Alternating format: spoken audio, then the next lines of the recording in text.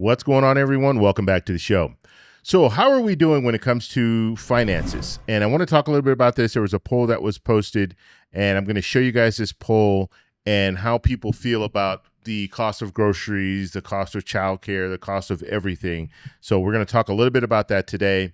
One of the concerns that I have, and this just happened last week, you saw President Trump, he fired the head of BLS, so the Bureau of Labor Statistics. And my concern now is, are we going to be able to get the correct information when it comes to how things are going, how inflation's going, how the jobs market's going, all of that stuff? Are we going to be able to get the right information? And so I think we're going to be relying more heavily on polling, because you have people that are out there that will tell you, this is the way I feel about things.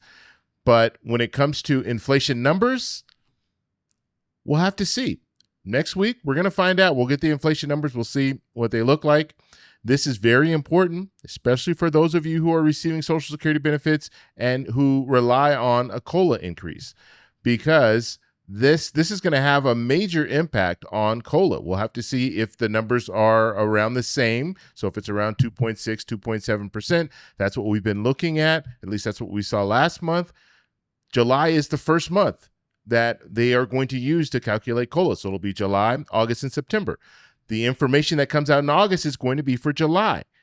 And so what is that number going to look like? Is it going to drop down to 2.2% or 2.3%? Or are we going to see it around that 2.6, 2.7%? We're going to really have to watch that.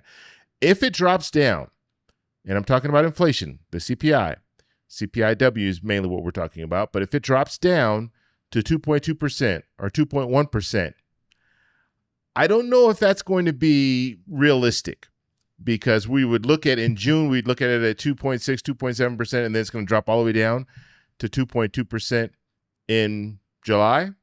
And there hasn't been any significant changes. If anything, it should go up higher, because we now are seeing the ramifications of tariffs. We're actually seeing that. So in July, we saw a little bit. And July is a busier time, especially for travel and things like that. People are spending money at a higher rate in July. So we'll have to see if that does reflect.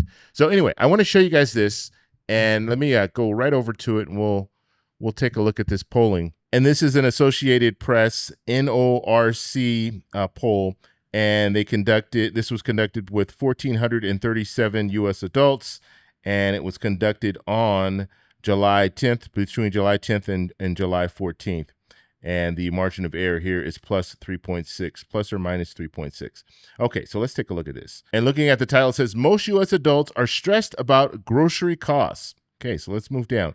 So looking here, it says, a major source of stress, a minor source of stress, or not a source of stress at all. Okay, so we're looking at purple here, light purple, and then this other purple. I don't know, violet, whatever you guys call it. So let's go ahead and take a look. So the cost of groceries, 53% see this as a major source. 33% see it as a minor source, and only 14% say that it's not any stress. They're not stressed about groceries at all. So the vast majority of the American people here are stressed about groceries, okay, whether it be major or minor. Okay, moving forward, the cost of housing, 47% it's a major stress, 27% a minor stress, 25% not a stress at all. Looking at the amount of money you get paid, 43% is a major stress, 32% minor stress, 24% not a stress at all. And looking at the amount of money you have saved, 43% say it's a major stress, 35% say it's a minor stress, and 21% say it's not a stress at all. Looking at the cost of healthcare, 42% say it's a major stress, 36% say it's a minor stress, 21% say it's not a stress at all. Credit card debt, 29% say it's a major stress, 27% say it's a minor stress, 44% say it's not a stress at all. Student loan or student debt, 18% say it's a major stress. 16% say it's a minor stress. Then 64% say it's not a stress at all. The cost of childcare, 18% say it's a stress or major stress. 16% say it's a minor stress.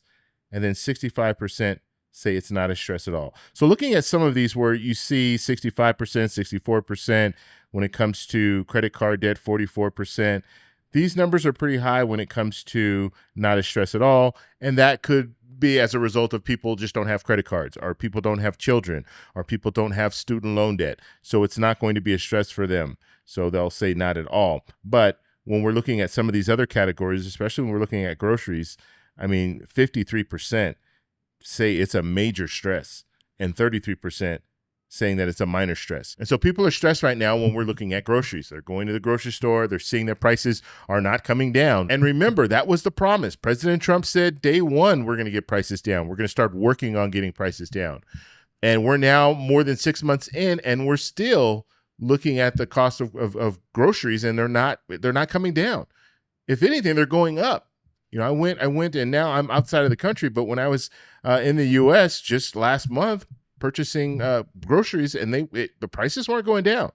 They weren't going down at all. They had sales every once in a while, and that will happen just based on the you know, how many products they have on the shelves. But still, the prices were up there. And I did a video 2 weeks ago where I was talking about Walmart. They have the digitized price. You know, when you go and you look at the prices on the shelves, it's all digitized. So now they can make adjustments to that electronically. So instantaneously, they can change the price of items. And right now, they're not talking, you know, they're saying that they're not going to do surge pricing. They're not going to do it like Uber or Lyft, where depending on the time of day, they can raise the prices or lower the prices, or depending on how many products they have on the shelves, they can raise the price or lower the price. They're saying that they're not going to do that. But if they're investing all of this money in these digital sticker, you know, price stickers, guess what? Eventually, they will get to that. They're going to do it slow, and they don't want to raise a big fuss about it, but they're going to do it. That's a part of their plan, because these stores are in the business of making money. And so if they know that there are more people, and this you could look at it this way, they don't even have to look at the amount of product that they have on the shelves. All they need to do is how many people are in the store. If you have 100 people in the store, you can raise the prices up. If you have 20 people in the store, maybe you want to lower those prices to get more people in the store. And then once you get more people in the store, then you raise the prices back up. So this is going to be a strategy that stores use. And it's just a matter of time. We're going to see it. We see it in other industries. We're going to see it there as well. And so as I tell everyone, when it comes down to it, buckle up, because things are going to get worse before they get better. We saw the jobs numbers come out last week, and it didn't look good. I mean, we could be going into a recession. And if we do drop into a recession, that's going to be, I mean, and they're talking, it could be stagflation, because we still have inflation, but our economy is slowing down. We're starting to see more layoffs, and that could be as a result of a lot of different things. The federal government on its own laid off a lot of people over the last several months. And that was something that was interesting to me, because we're seeing and we're hearing about all these layoffs in the federal government, but we weren't seeing that information reflected in the jobs reports in the previous months. But now we see they made some revisions, and these revisions were huge. I did a video on this, talked all about it. And we're going to be in for some tough times. And now when it comes to inflation, the hope is that inflation will come down and continue to come down. But as of right now, I'm not feeling it, but I want to know what you guys think. So let me know if you guys are feeling the impact of inflation coming down, or you think inflation is the same, the same it was just back a year ago, or do you think it's gone up even higher? Let me know in the comments below. If you like this video, please give me a thumbs up. Please subscribe for more, and I'll talk to you in the next one. Bye. So that's all we have for this video. Make sure if you guys want to send me an email, you can do that, david@thetecshow.com. Like the video, subscribe for more, and check out these videos over here for some more great content. Talk to you later. Bye.